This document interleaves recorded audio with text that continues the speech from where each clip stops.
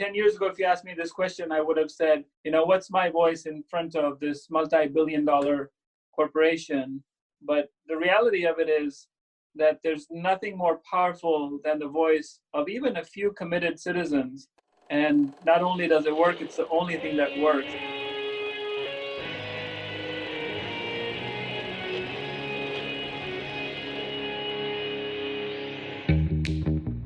Welcome to Back to the Future podcast. My name is Victor Sadia, and I talk with brilliant minds and hearts of people who want to uproot and transform the current health and wellness paradigm.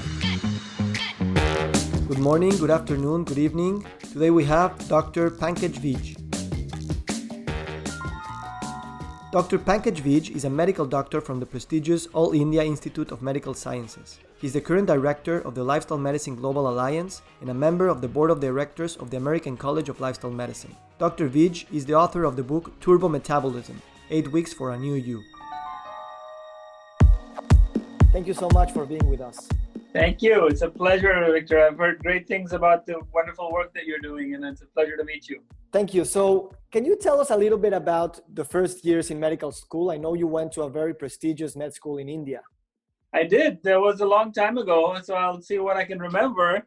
But, like other medical education, it was all disease focused right from the beginning, right? So we're looking at and when I look back, I think of it as very primitive because it was such a mechanistic model of just taking everything apart and looking at the parts and assuming that the body is the sum of these parts. And now, 30 years later, I realize that there's so much more, and we're so much more than the sum of its parts. And this is a living, breathing, miraculous machine that can cleanse itself and heal itself and regenerate and is in constant communication with the environment. And that's just crazy. Where did you start seeing the mechanistic approach as an approach and not as truth? Well, I realized when I got into practice, and it was well into practice. So not even through my residency training or probably the first decade of practice, it still hadn't clicked.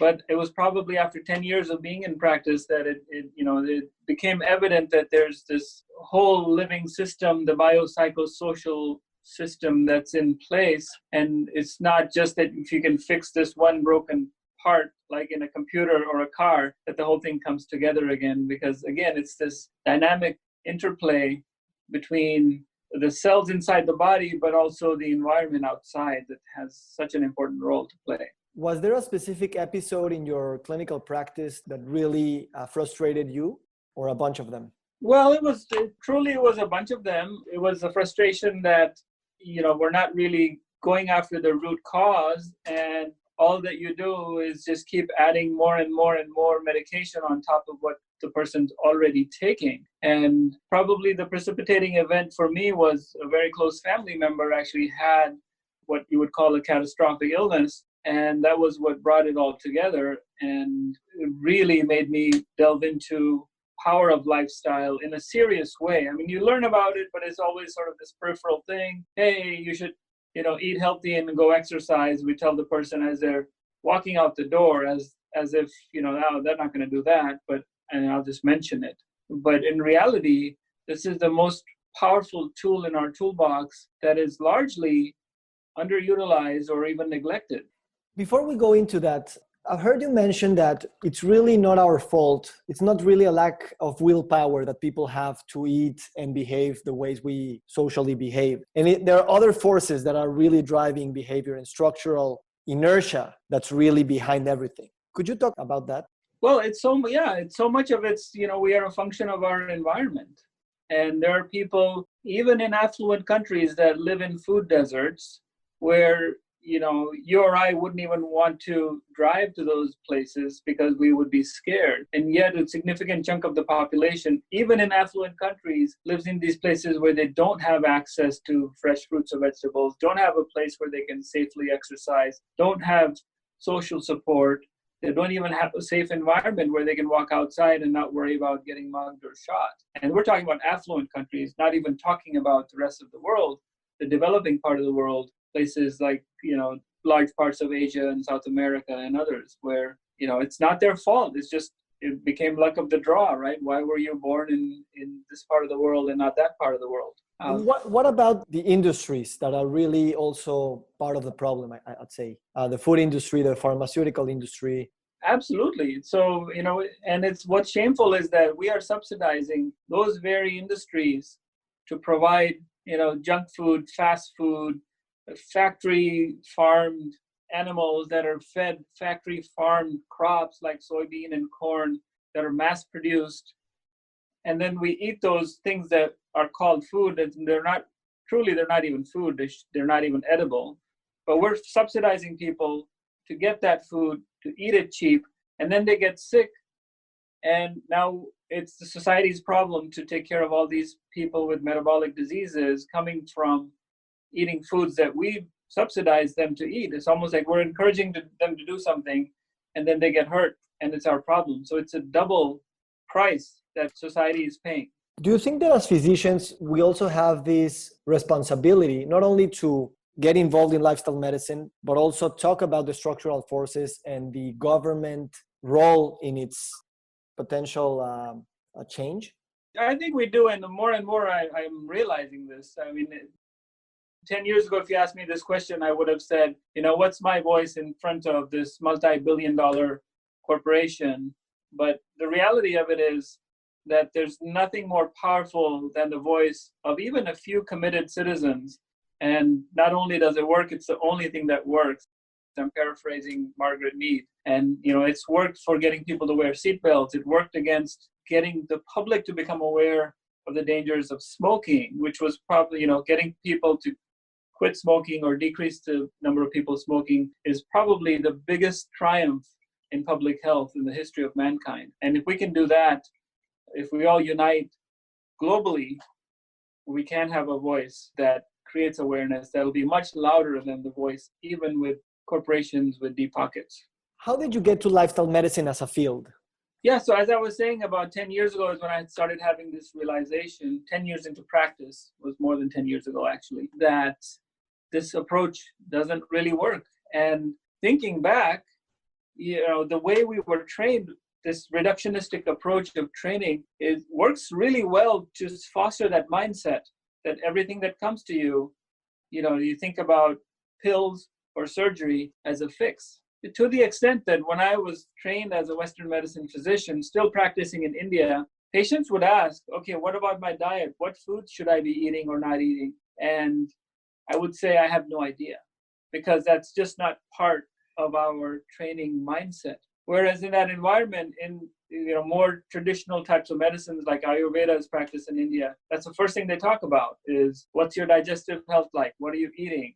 What is your elimination? How well do you sleep?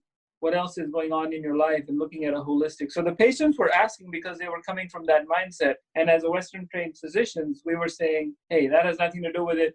Here's a prescription. Go to the pharmacy, go pick up this medicine. And I don't want to deal with you. I'll see you next year or whenever you have another problem. Would you say that universities and medical schools in India still divide Western medicine from, let's say, other traditional modes? It's still a big dividing line, or it's getting together? It's not getting together. It's completely separate. Yeah. So you have different systems of medicine. So if you're going to be an Ayurvedic doctor, you go to a completely different system. If you're training in Western medicine, you have zero education unless you go find out on your own and learn. It's part of the curriculum. What is this, let's say, in a way, epistemological, or the way we see lifestyle so separated from the Western medical intervention toolbox? Why do we see it cognitively so separate to the tools that we acquire in med school? So again, it's the mindset. It's the reductionistic approach. It's the approach of looking at the body like a computer or a car or a watch. You're taking it apart. You can see the parts. You can remove one spring or one chip that's broken, and everything else is fine. And that approach just doesn't work. And now we're seeing that in the face of a massive calamity, this epidemic of chronic diseases, which again wasn't that much of an emergency. And now with this pandemic, the COVID-19, where we're seeing that people with metabolic diseases, with type 2 diabetes, with high blood pressure, with obesity, with heart disease, are the ones that are much more likely to die. So this has become, all of a sudden, it's become front and center as an acute problem. which was a chronic problem with a longer horizon, time horizon. All of a sudden, that time horizon is not in 10 years from now, it's tonight. If you had your pick, how would you choose to train health professionals in the next years? How do you see them being educated in this integrative way?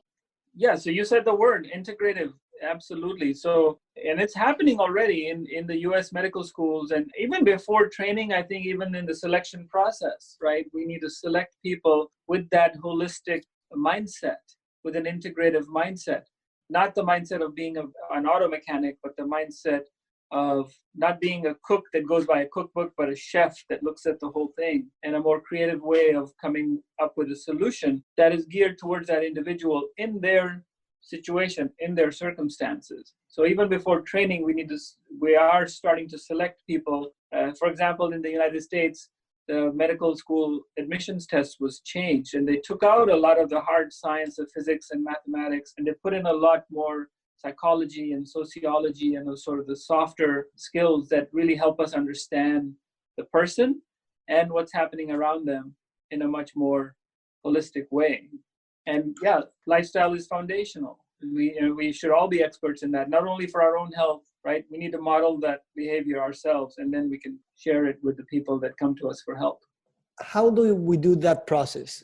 Does that, obviously that begins when at home, but then when we get to med school or we get to our universities and we get other topics, as you say, the soft skills, how can we also point to the individual to make him conscious about himself or herself, and from there go out? Well, I think one way to think about it would be to really role model that behavior, so to have a lot more self-awareness, right? I have children, younger generation people in my family, my son, my niece and nephew that are in medical school right now, and seeing how they study and what their lifestyle is, it's not what they would want to promote in their own patients that they're trying to heal, right? They're staying up late, they're caffeinating, they're eating junk food, they're doing all the things that they would tell their patient is bad for high blood pressure or diabetes. So let's start with yourself and really build a portfolio of healthy behaviors, health promoting behaviors for yourself. And then let's share that amongst people that are in training.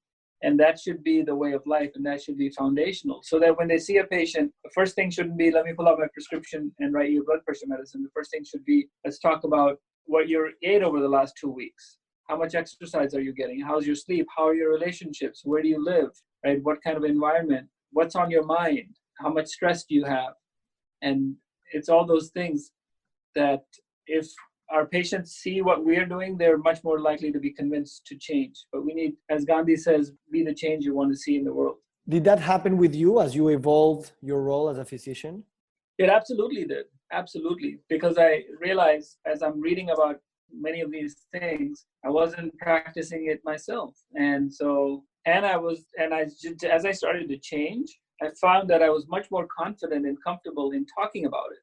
Right? I think there was a study where they looked at if you have an Apple and a bicycle helmet on the doctor's desk, the patient is a lot more likely to accept their advice to exercise. And they may not even be, using that bicycle helmet or eating that apple, but just having it there. So, and there's also studies to show that if you're a runner, you're much more likely to recommend running. If you're a swimmer, you talk about swimming. If you're a vegan, you talk about veganism. If you're a smoker and a drinker and you're 300 pounds, you're unlikely to talk about those things. And B, even if you do, nobody's going to listen because they'll think that you're, not being honest with yourself.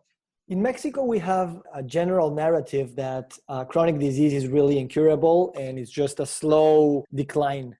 But now we're seeing that reversal of these diseases is really possible, and with simple interventions. How the discourse of reversibility of diseases has changed over the last 10, 15 years in the US? And how can we introduce this possibility in a bigger scale so that people, patients, doctors, institutions see reversal as a possibility? Yeah, some people are still not convinced, right? Because again, it's so ingrained in the thinking. And if you look at even in the medical textbooks from a decade ago, or even more recently, we talk about these diseases, chronic diseases, as irreversible, chronic, progressive, it's a one-way street. but that thinking is changing. I think scientifically, some of the evidence to that came from bariatric surgery. When bariatric surgery first came about, which of course is very catastrophic in itself.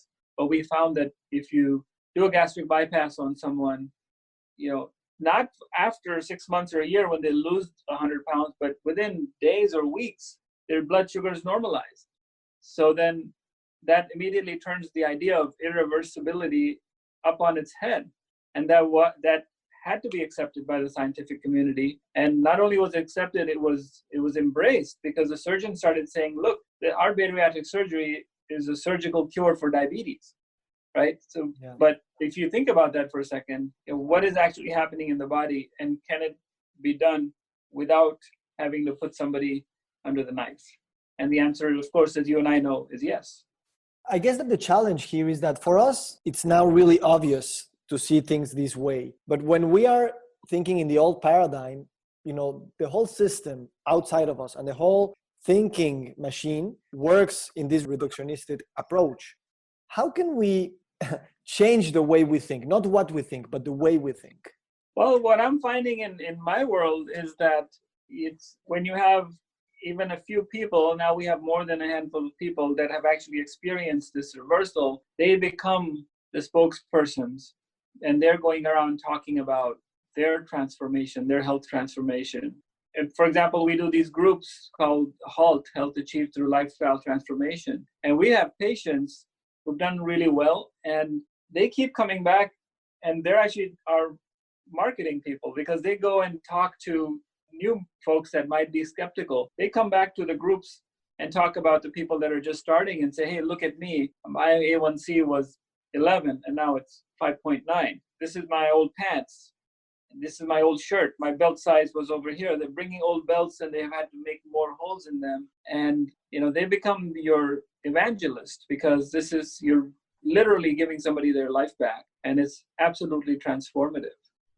Would you say that it's easier to get to lifestyle medicine when you are generally healthy and thinking about improving your wellness, or when you are really screwed and you really have to do something different to get something back?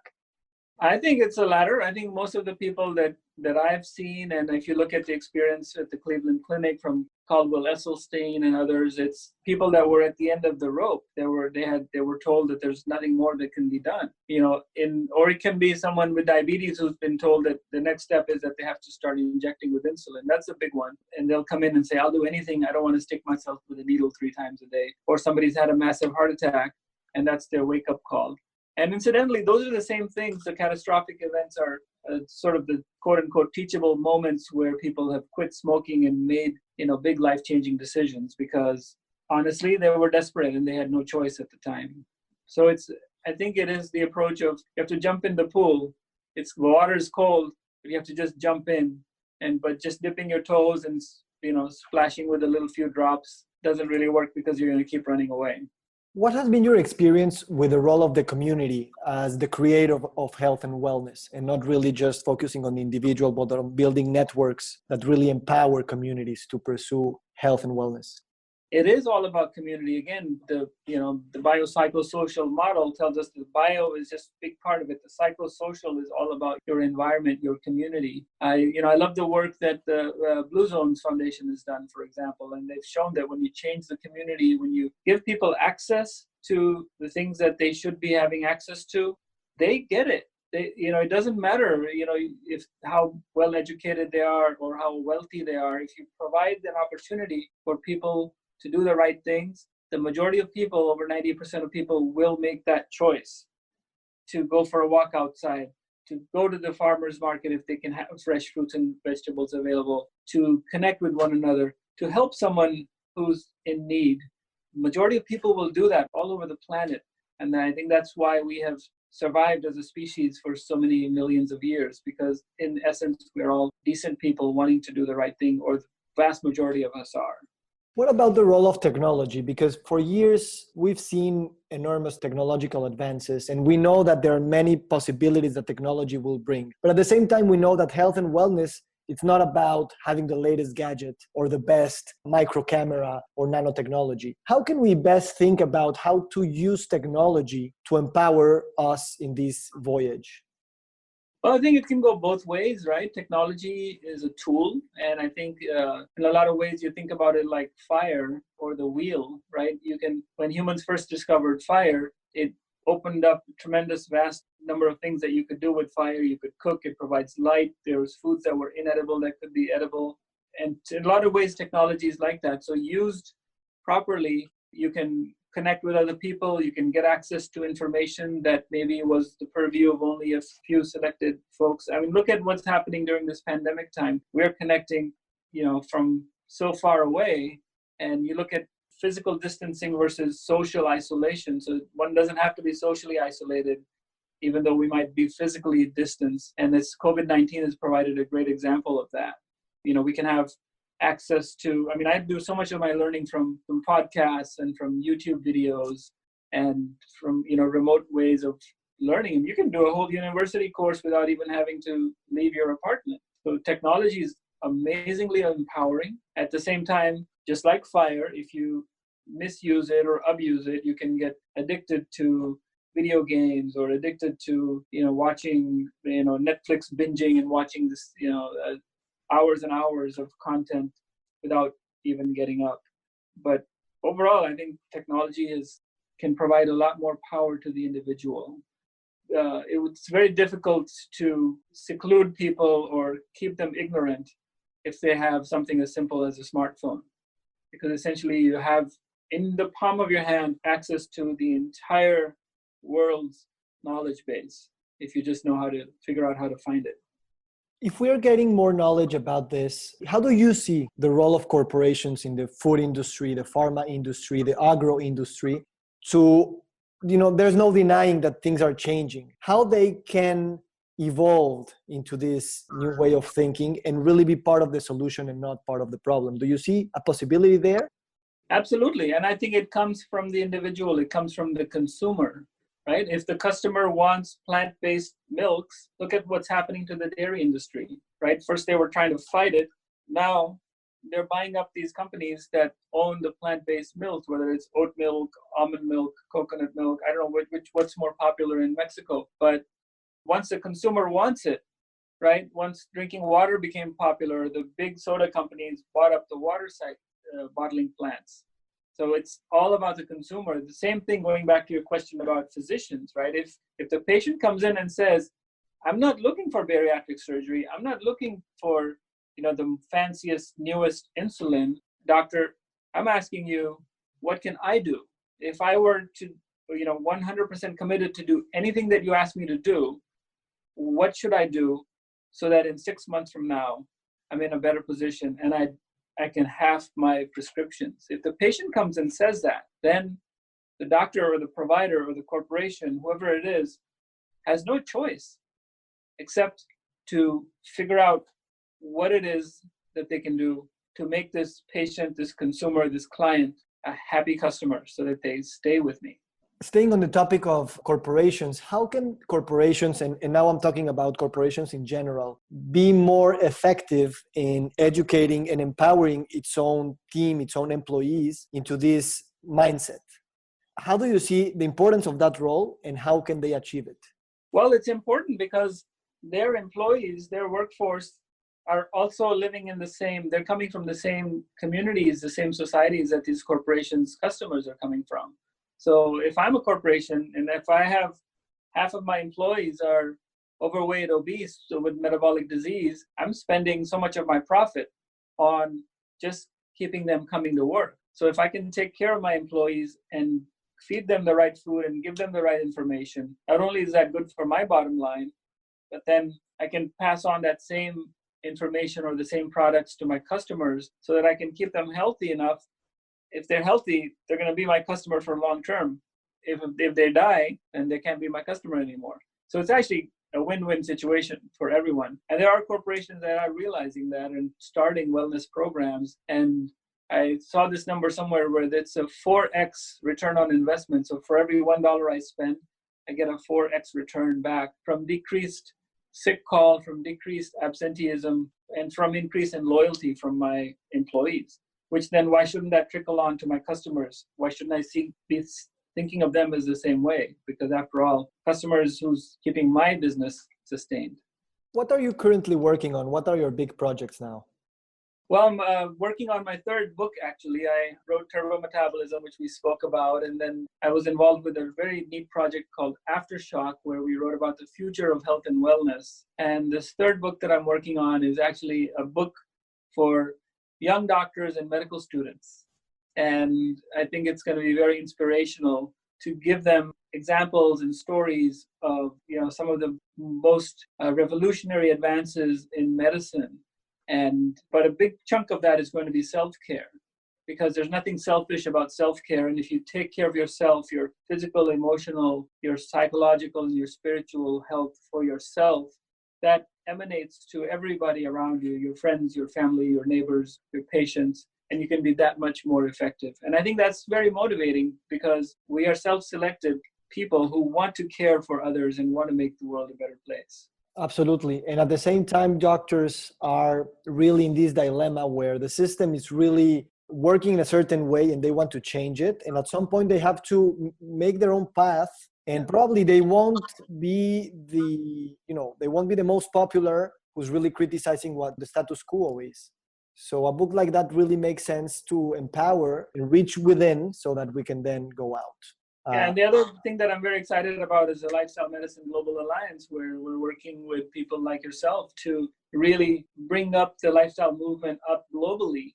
And we do it in a way that follows scientific standards, that's evidence-based, that's secular, that's available to everyone. And we provide information that's practical and useful so that we can make our members of the lifestyle medicine community more effective in making positive impact globally. Do you think that lifestyle medicine will be at some point part of the curricula, the standard curricula for every medical specialty that there are? Oh, it's already happening, and we're already working with so many medical schools and residency curricula. And frankly, again, with this pandemic that we're in the midst of, the importance of lifestyle medicine has risen right to the top, because everybody's thinking about what they can do to reduce their risk of getting really sick or getting, dying from this horrible pandemic that's going on. So yeah, lifestyle medicine is front and center of every organization and every individual, because we're all thinking about how we can optimize not only our lifespan, but our health span as well. Can you share with us a little bit about your daily routine? My daily routine. Well, it's changed a little bit right now because there's a lot of change around us and I'm working from home a lot more. But my daily routine ideally is to get up somewhere between 6:30 and 7. I do a meditation. Sometimes it's a short meditation, just 10 minutes on one of my favorite apps. There's quite a few. And then I sit outside and eat a breakfast, maybe with a cup of coffee, get dressed. I'm seeing patients for about 9 hours a day. And then at the end of the day, I like to exercise, whether that's riding my bicycle, lifting some weights. Sometimes it's just going for a walk with my wife. We eat dinner, and then we definitely go for a stroll after dinner as well. I think that's really good to take care of the postprandial blood glucose rise, as well as to help sort of keep the gut moving and digest everything. And I get home from that evening stroll. I try to play guitar. I try to practice my guitar for 15 or 20 minutes. Doesn't happen all the time. And then we try to get to bed by 10. So it's a simple life, but I think it's very fulfilling. If I can get all those things done, it's a great day. At what time do you write? Writing often happens on the weekends, but when I can dedicate some time, but often I'll just get some idea here and there. And I'm, in between the busy day, I might just get some stroke of, I won't say stroke of genius, but some stroke of creativity, and I'll jot something down. But usually it's on the weekend when I can dedicate a few hours at a time to read and write. And what about your responsibilities at the American College of Lifestyle Medicine and the Global Alliance? So the Lifestyle Medicine Global Alliance is probably the most fun, interesting thing that I do. And it's because I get to interact with people like yourself, Victor. You're in Mexico, and next week I might be talking to somebody in South Korea, and the following day I might be talking to somebody in the Philippines or Lithuania or China or India. And it's just so heartwarming and just touches the soul when you connect with and realize that there's so many of us that want to do good all over the world, and we're all in this together, and we're united. And regardless of race, color, ethnicity, languages, we're united by the fact that we all want to make the world better. Before I ask my last question, I was hoping to get some recommendations on books, podcasts, content that can be helpful. Well, I love anything that Michael Greger has produced, and I would highly recommend, talking to him and getting him on the conference, How Not to Die. That book is one of my favorites. Joel Fuhrman is a great guy. He's very accessible, and he wrote Eat to Live. He also has an Eat to Live cookbook. He has 7 New York Times bestsellers, happens to be a good friend of mine, and he wrote the foreword for my book as well, which is Turbo Metabolism. Forks Over Knives is great. And we recommend all of these in our reading list to patients. The Forks Over Knives movie, What the Health, is really good. I'm sure you've seen all of these game changers, just amazing stuff. Perfect. We'll put those on the show notes. Thank you. So I've heard you talking about finding your why and adding more years to your life, but also more life to your years. Yes, it's not about how many years you spend on this earth, but it's how much life you've had, how much laughter, how much love, how much sharing, how much giving, how much connecting you've done. And, that comes with living a wholesome life. And you need to be physically, emotionally, mentally, spiritually healthy to not only to be able to receive all the good things that you can receive from others, but also to give all that is that you have to give and to share. So, and that's where lifestyle medicine is so important. It's the foundation for adding years to life so that we can, live a life of fulfillment and really generously share all that we have. Because it's at the end of it, it's about creating abundance and love and happiness for others. And the more you give, the more you get back. Is there something in your bucket list for the next 10 years? Well, I would love to at least go to Mount Everest Base Camp, if not more. That would certainly be on the bucket list. I would love to swim in the coral reef. I would love to go parasailing in Acapulco, and I'd love to meet the Dalai Lama. So those are some of the things that immediately come to mind. This was not rehearsed at all. And but overall, I think life is really good. I've been very lucky. I've been very fortunate. And if I can keep things the way they are, I would be very happy. Thank you so much, Dr. Vij. It has been a pleasure to talk to you and really get inspired. Thank you for your energy. Thank you for this feeling of let's give it all, let's share, let's form community. It's really humbling and fun. Thank you so much.